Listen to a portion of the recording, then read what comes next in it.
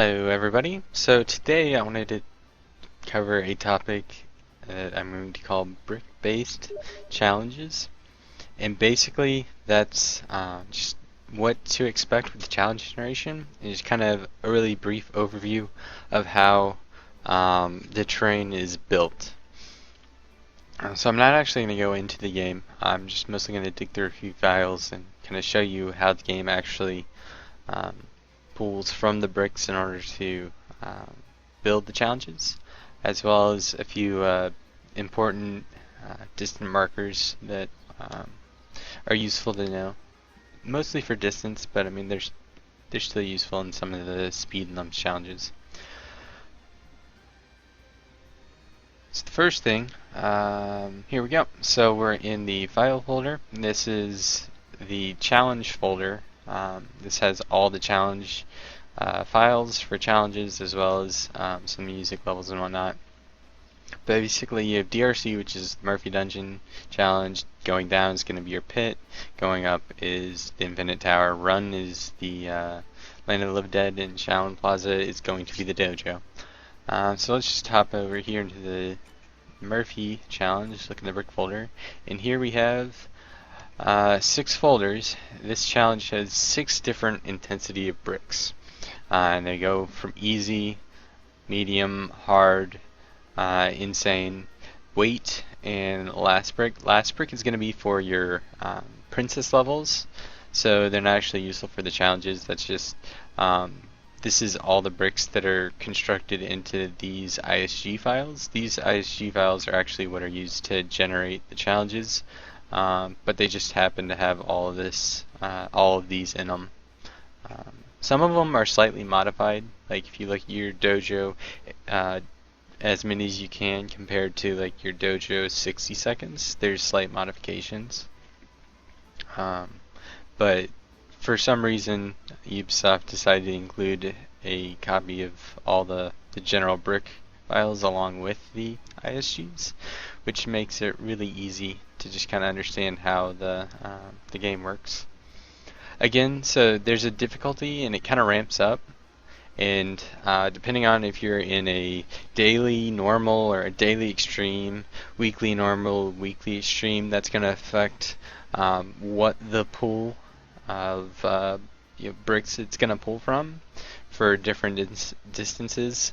But there are pretty general trends. You go from easy to insane in a pretty normal ramping fashion. And again, you just look in here, and these are all the bricks. So each of these folders with different difficulties have huge pools of bricks within them that the game pulls from. And they're also different lengths.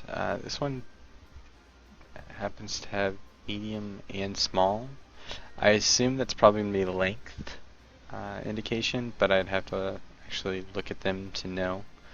We can look at a few of the dojo bricks, since I've actually gone through in another video, which I'll link down below. I've got every single brick of the dojo, either a video or a picture of it, depending on what you need in order to identify the brick. But for the Murphy's Dungeon, I haven't quite done that. I suppose if you all are interested, let me know. I could go through and do that for the rest of the challenges, but it just takes a lot of time.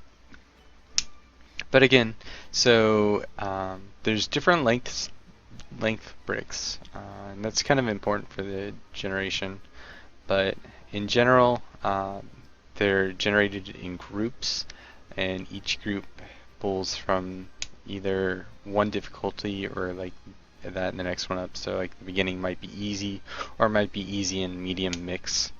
I'm not sure exactly what the exact mix is for where it pulls the bricks are, but some for each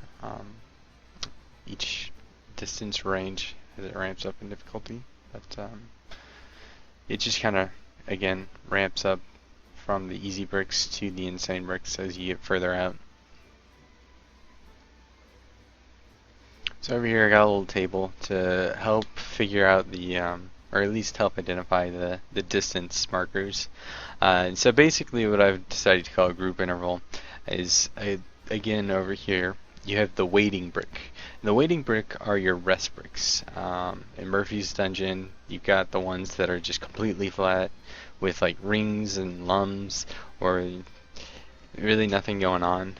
In the pit, there's the ones with just the bumpers and nothing to kill you. And Land of the Living Dead, there's obvious rest bricks throughout the challenges, and they'll show up in the speed challenges as well as the lums and distance. Although obviously in the distance you're going to hit them more often since you're going further.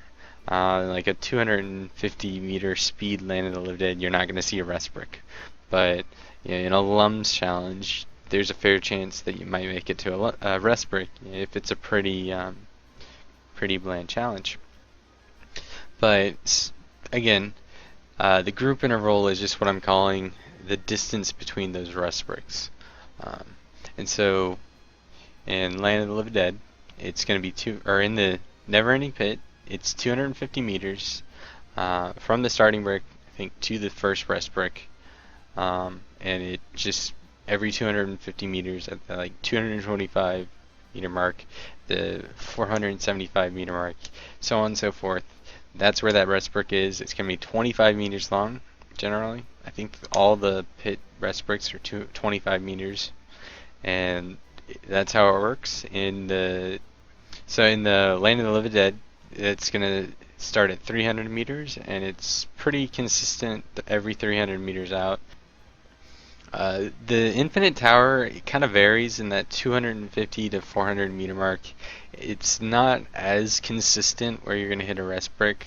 I'm honestly not sure what caused that, but it's just, I guess, a different way of generating the terrain because of the vertical aspect of that challenge. In Murphy's Dungeon, it's going to be every 300 meters. It's pretty consistent around the 300 meter mark, at least once you get past out in the intense bricks, which I can talk a little bit more about here. Now, one thing to note is that the intensity cap is basically where that difficulty ramp up ends. We'll hop back over to this folder. Basically, at a certain distance, you're just going to get insane bricks, and that's the only bricks it pulls from, which actually kind of makes it easier. Yeah, so in the Never-Ending Pit, daily normal and weekly normal, it's both the normal challenges. Jumping up in difficulty doesn't change this, from daily to weekly for any of the challenges. But Never-Ending Pit's 1500 meters, Land of the Living Dead's 1500 meters, and Murphy's Dungeon's also 1500 meters. For the extreme challenges, Pit is the 1000 meter mark, just because that 250 meter interval slightly moves that intensity cap. Land of the Living Dead and Murphy are 900, and then Infinite Tower is 1600 meters. That's going to be all your towers. And also a note for the Infinite Tower,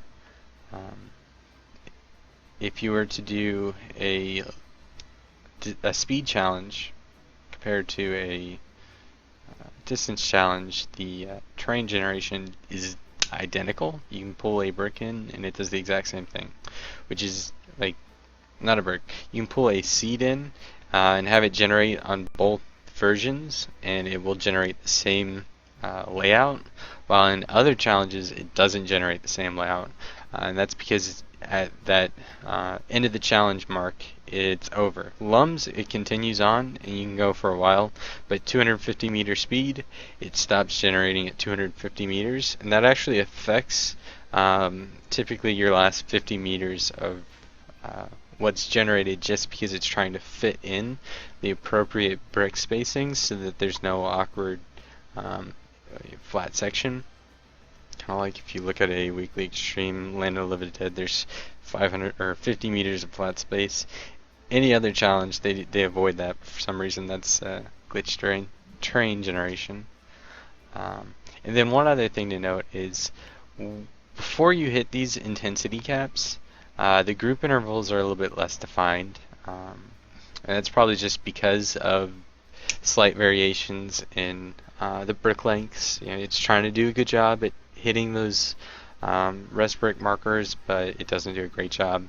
Until you hit the intensity cap, then it's got a very small pool of bricks to pull from, and so it's a lot easier to hit a consistent rest brick interval. So that's just something to note. And once you hit the intensity cap, the challenges become much more uniform throughout.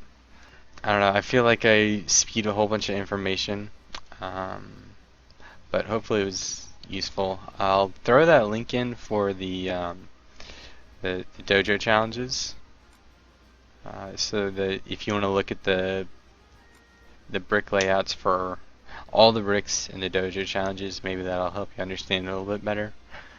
Um, but also note that for every challenge, there's a different amount of difficulty brick categories. The dojo only has 4. Land of the Living Dead has 1, 2, 3, 4, 5, 6, 7. Yep, it even has a very easy. Land of the Living Dead, I think, is the biggest one, but yeah. Going down, brick. Oh, easy danger. Oh, right. I'm guessing that is the difference for the Lums challenge, since if you do a daily or weekly normal Lums, there's nothing that can kill you, compared to the extreme versions. There's all the spiky stuff is back in, like a normal speed challenge. Um, that's interesting. And then going up as 6 of them. So yeah, hopefully that wasn't too much information to speed at you all at the same time. Hopefully you learned something, and if you have any other questions, feel free to ask them below. But thanks for watching, and you all have a nice day.